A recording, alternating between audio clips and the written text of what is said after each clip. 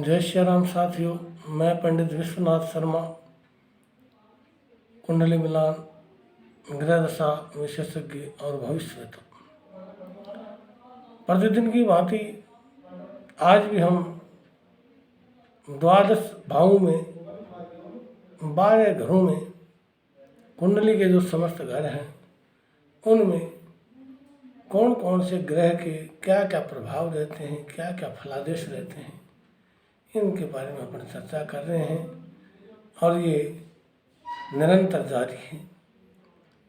आज हम जो ग्रहों के राजकुमार कहलाते हैं बुध ग्रह देव, उनके बारे में चर्चा करेंगे।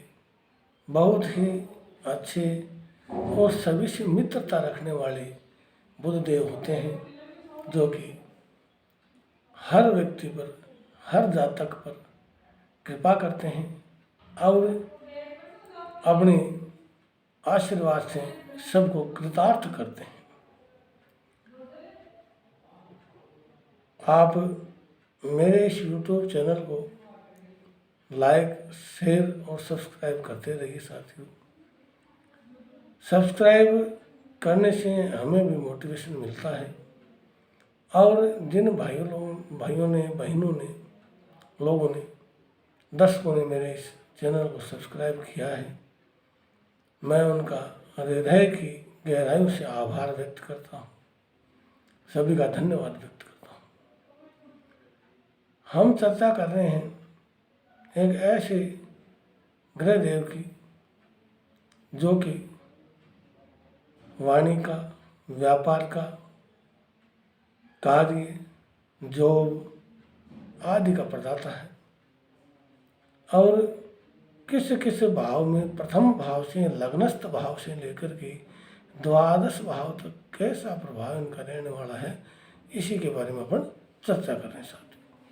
सर्वप्रथम मेष लग्न की बात करते हैं साथियों और मेष लग्न के अनुसार जो भावस्थ हैं उस ग्रह के बारे में हम चर्चा करेंगे। देखिए मेरे सामने ये मैंने कुंडली का एक बना रखा है और इस पर हम फलादेश जानेंगे कि किस तरह से इस बुध ग्रह देव का फल विभिन्न योगों में रहने वाला है, विभिन्न भावों में और विभिन्न घरों में रहने वाला है। और प्रथम भाव में जिस प्रकार से हम शरीर, वर्ण, आकृति, बुद्धि, लक्षण, यश, मान, गुणत्व, विवेक शक्ति, सुख दुख, प्रवास, तेज, जनजीवनीय विवेक, प्रारब्ध योग, जिज्ञासा, मस्तिष्क, स्वभाव, प्रतिष्ठा, आयु, शरीर चिन्ह, वर्णादि, निद्रा, दादी, स्त्री का दादा और सूर्य कारक मिथुन, कन्या, तुला, कुंभ, बलवान राशि आदि का भाव इस केंद्र में हम प्रथम भाव में देखने की चर्चा करते हैं। और हमारे जो ज्योतिषीय ग्रंथ हैं उन ग्रंथों के माध्यम से हम आज एक विशेष चर्चा करेंगे कि किस प्रकार से हमारे ये जो प्रथम भाव में, प्रथम घर में बुध देव यदि कुंडली में हो जाता कि तो वो क्या फलादेश देने वाले हैं।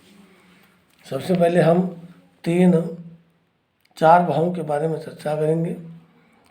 दीर्घायुर्जन्मनि ते मधुर चतुर्वाक सर्वशास्त्रार्थ बोध स्याद वधद्योपार्जित स्व कविर्मलवतः वाचि मिष्टान्न भोक्ता सूर्य सूरः समायु सुसहज सहित सश्रमोद्यन युक्त है संख्यावान चाट वाक्य है सूर्यधि सुख सुहृत क्षेत्र धान्यार्थ होगी। इस प्रकार से कि जिनके जातकों के जन्मांग में, लग्न में बुध स्थित हो, बुध देव स्थित हो, ये राजकुमार ग्रह कहलाते हैं। और ये अगर प्रथम भाव में स्थित हों तो जातक दीर्घायु होता है, वाक्पटु होता है, अर्थात बोलने में बड़ा ही चतुर, मिष्टभाषी अर्थात मीठा बोलने वाला, मृदुभाषी, समस्त शास्त्रों का ज्ञाता होता है। यदि हम द्वितीय भाव की चर्चा करें साथियों, तो द्वितीय भाव में वैसे तो धन भाव को देखा जाता है, लेकिन धन के साथ में विवेक है, दायना नेत्र है, परिवार है, कुटुंब सुख है, स्वर विचार है, गुणज्ञता है, वचन है, वाणी है, विद्या है, भोजन है, सौंदर्य, यात्रा, सुवर्ण रत्नादि कोष, लक्षाधिपति तथा विपुल धन संपदा आदि हम देखते हैं। और खान पीन, अभिरुचि और आकस्मिक धन लाभ, लॉटरी आदि पक्ष भी इसी भाव से देखा जाता है साथियों। तो द्वितीय भाव में स्थित अगर जातक की कुंडली में बुध देव हैं तो वे अपनी बुद्धि से उपार्जित धन को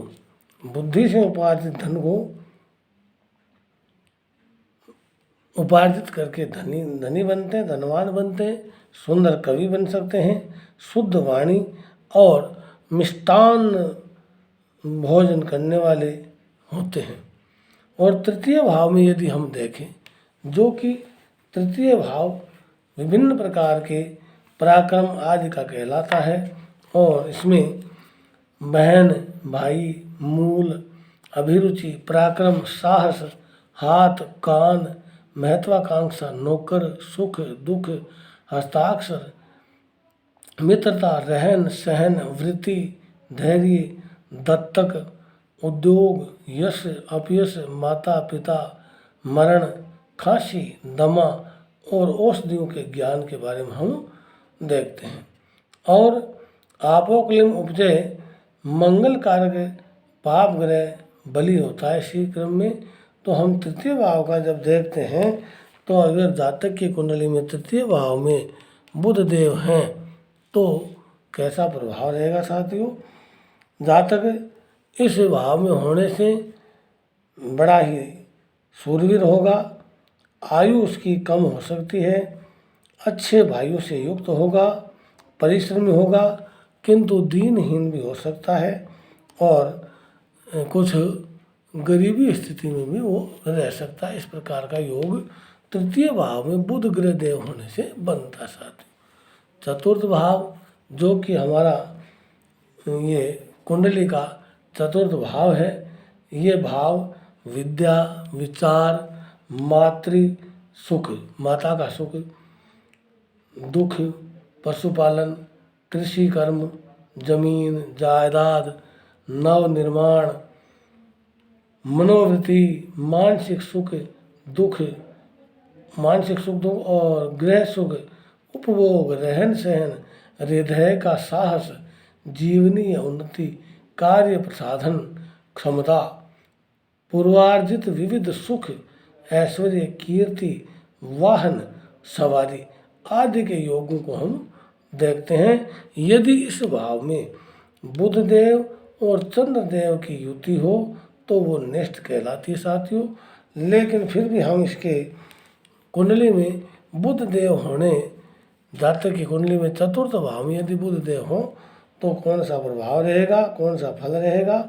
चतुर्थ भावगत यदि बुधदेव हो तो जातक बड़ा ही विद्वान होगा, चाटुकार हो सकता है, मित्र आदि से चारों ओर से घिरा हुआ रहेगा, भूमि भवन धन धन आदि से सुखी रहेगा साथियों।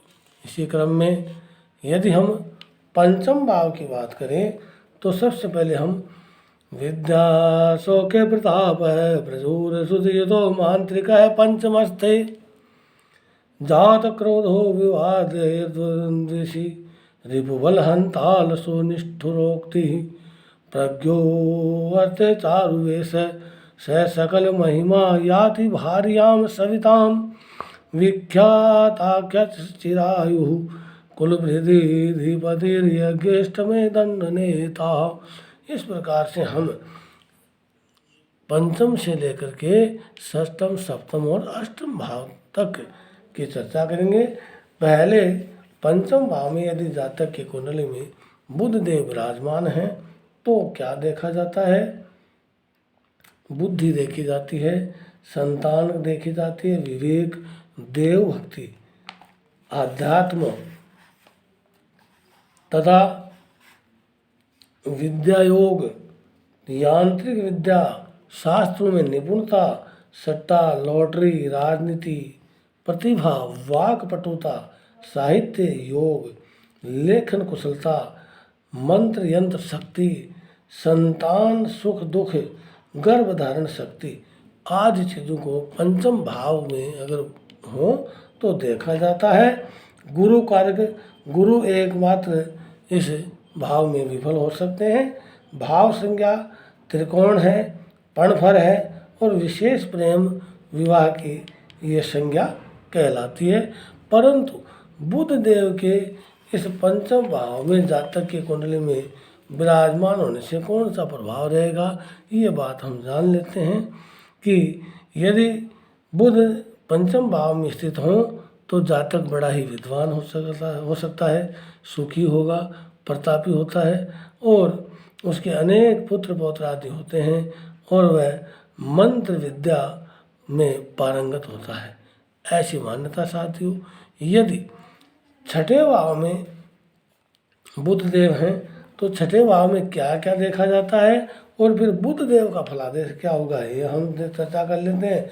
छठे भाव से रोग, शत्रु, व्यसन, चोट, घाव, सांसारिक रोग और मामा का पक्ष इसी में देखा जाता है, नुकसान आदि देखा जाता है, चोरी, भय, हानि, स्वजनों से विरोध, काका, मामा, कारागार, जेल, यातना, कमर पैर धोखा, मनस्ताप, रकम अवरोध, विवाद आदि हम इस छठे भाव से देखते हैं। शनि और मंगल कारक, शनि और मंगल की युति वाला अगर शुक्र देव साथ में है तो वो नेष्ठ कहलाता है और इसका त्रिक भाव कहलाता है साथियों। और इसमें यदि जातक की कुंडली में बुध देव विराजमान हो तो षष्ठ भावगत हो तो जातक थोड़ा क्रोधी होगा, विवाद करने वाला होगा, शत्रुओं पर विजय करने वाला होगा, आलसी और कटुभाषी व्यक्ति होता है। यदि सप्तम भाव की बात करें साथियों तो सप्तम भाव में हमारे जो बुध देव हैं जातक की कुंडली में हो तो क्या फलादेश रहेगा। पहले हम सप्तम भाव में क्या क्या चीज़ें देखी जाती है इनके बारे में चर्चा कर लेते हैं। सप्तम भाव में पत्नी का रूप देखा जाता है, रंग देखा जाता है, गुण, स्वभाव, स्त्री सुख, लाभ हानि, व्यापार, व्यवसाय, सूरत, काम, कला, व्यभिचार, विवाह, न्यायालय, विवेक, व्यापार, क्रिया, गुप्त रोग विकार, मूत्राशय स्थान, अंडकोश, साझेदारी, लिंग, योनि, भतीजा पक्ष, गुमा हुआ धन उसे लाभ, मुकदमे, स्वतंत्र कार्य और अर्श रोग आदि इस के हम सप्तम भाव से देखते हैं। और शुक्र कारक यदि शनि देव यहाँ पर हों तो वो नेष्ठ कहलाता है और ये केंद्रीय भाव संज्ञा कहलाती है। और सप्तम भाव में यदि शुक्र बुध देव हैं सप्तम भाव में तो कैसा फलादेश रहने वाला है। यदि सप्तम भाव में बुध देव बैठे हों तो जातक बड़ा ही विद्वान होगा, सुंदर वस्त्र धारण करने वाला होता है, महिमा मंडित व्यक्ति होता है और धनवान स्त्री का पति होता है। इसी क्रम में यदि हम अष्टम भाव में देखें तो अष्टम भाव में पहले तो बात करते हैं कि क्या क्या देखा जाता है। अष्टम भाव में हम रिश्वत, भोगत द्रव्य, भूमि के अंदर जो द्रव्य है वो, लॉटरी आदि से आकस्मिक धन लाभ, जल यात्रा, ससुराल से लाभ, चिंता, शत्रु, गुप्त रोग और विकार, स्त्री लाभ, सर्पादि से दंश, आयुष्य, आत्मघात, व्यसन, विदेश यात्रा योग, ऋणत्व, संकट आदि हम इस अष्टम भाव से देखते हैं। और शनि कारक ये होता है तथा इसका त्रिक भाव है साथियों। लेकिन हम बुध देव की चर्चा कर रहे हैं कि यदि जातक की कुंडली में बुध देव विराजमान हो तो हम अष्टम भाव में यदि बुध देव विराजमान हो तो हम जो है किस प्रकार से देखेंगे ये अपन चर्चा कर रहे हैं साथियों। अष्टम भाव में यदि बुध देव हों तो जातक विख्यात होता है, चारों ओर प्रसिद्धि प्राप्त करता होता है, चिरायु होता है, स्वकुल का पालन करता, अपने स्वयं के कुल का पालन पोषण करने वाला होता है तथा दंड नेता होता है, यानी कि वो दंड विधान में भी रुचि रखता है, यानी सभी प्रकार से वो विख्यात व्यक्ति होता है। अब हम चर्चा करेंगे नवम, दसम, एकादशम, द्वादशम भावस्थ बुधफल विद्यार्थाचार धर्मे ही सह तपसी बुधे स्यात् प्रवीणो अवधिवाग्मी सिद्धारंभ सुविद्याबलमति सुख सत्कर्म सत्यान्विदस्खे वायु सत्य संधो विपुल धन सुखी लाभगे वृत्तियुक्तो दीनो विद्या विहीन परिभव सहितो अंत्य नृशंसो अलसश्च। तो इस प्रकार से हम 9 से लेकर के 12 भाव तक जैसे बुध देव का फल देखते हैं। तो सबसे पहले नवम भाव में हम क्या क्या देखें उसके बारे में चर्चा करते हैं साथियों।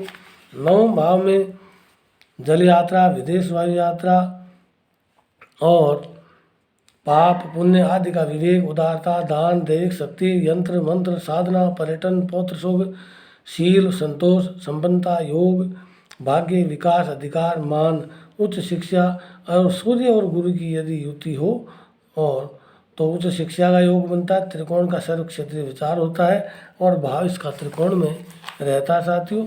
नवम भाव यदि जातक की कुंडली में बुध देव बैठा है, नवम भाव में बुध देव बैठे हैं तो जातक धन एवं विद्या से परिपूर्ण होता है, आचार विचारवान होता है, धार्मिक वृत्ति वाला होता है, पटु यानी चतुर होता है और वाचाल अधिक बोलने वाला भी होता है।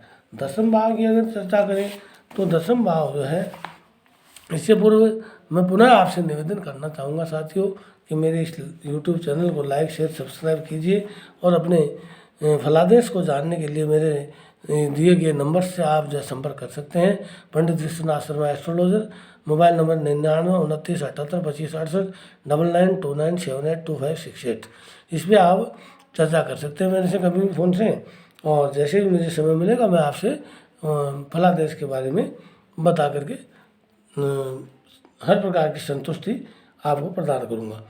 हम चर्चा कर रहे हैं नवम भाव की हो चुकी है। दसम भाव के अगर बुध देव हों तो कैसा फलादेश रहेगा और दसम भाव में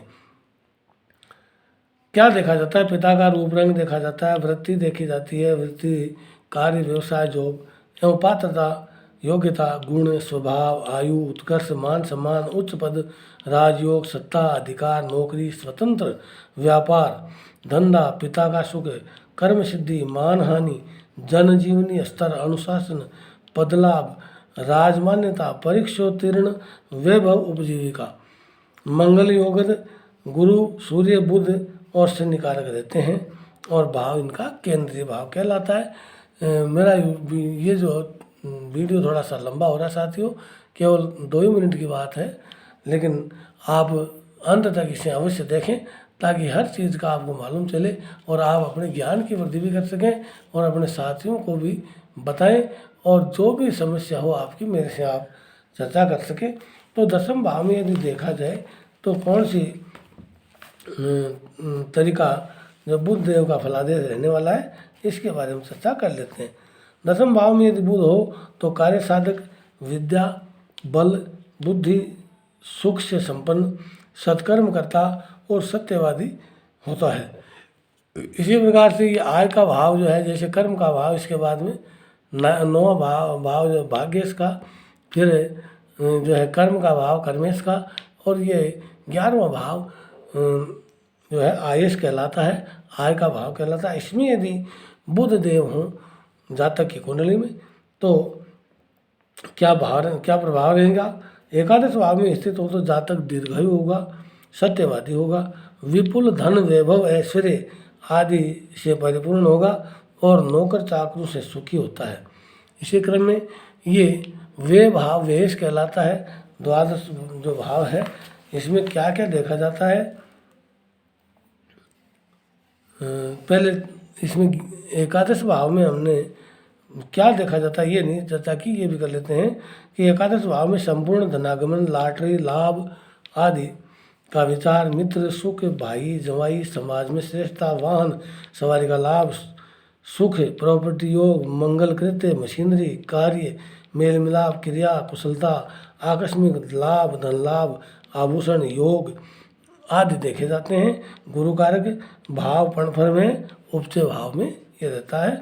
और यदि द्वादश भाव में व्ययश में देखा जाए तो व्यय भाव में क्या होता है साथियों कि व्यय भाव में हम द्वादश भाव में पहले तो क्या देखेंगे, व्यय में वाम नेत्र, बायां आँख, दूर की यात्रा का विचार, व्यसन, दुराचरण, कारावास, जेल, दंड, गुप्त शत्रु, अपव्यय, ऋण, अपघात, कलह, अच्छा बुरा, वे विचार, मुकदमा, केस, शत्रुत्व, द्रव्य हानि, अपयश, ये हमें इस 12वें भाव में देखते हैं।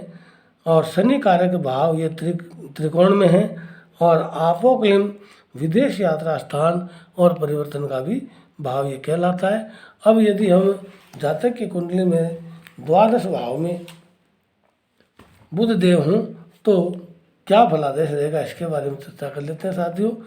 द्वादश भाव में स्थित अगर बुध देव हूँ तो जातक दुखी हो सकता है, विद्या से हीन हो सकता है, क्रूरता उसके अंदर कूट के भरी हुई हो सकती है, तिरस्कृत हो सकता है और आलसी भी होता है।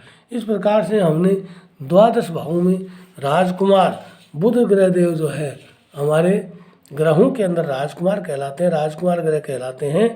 इनकी द्वादश भावों में बुध ग्रह देव का हमने फलादेश जाना, समझा और हर प्रकार से कौन कौन से भाव में क्या क्या देखा जाता है इसके बारे में हमने चर्चा की। ये थोड़ा वीडियो कुछ लंबा हुआ साथियों, लेकिन आशा है कि आप पूरा इसे देखेंगे और अपने ज्ञान की वृद्धि करेंगे और अपने इस चैनल को लाइक, शेयर और सब्सक्राइब अवश्य करेंगे, ऐसी मुझे पूर्ण आशा है आप लोगों से। जय श्री राम साथियों, धन्यवाद।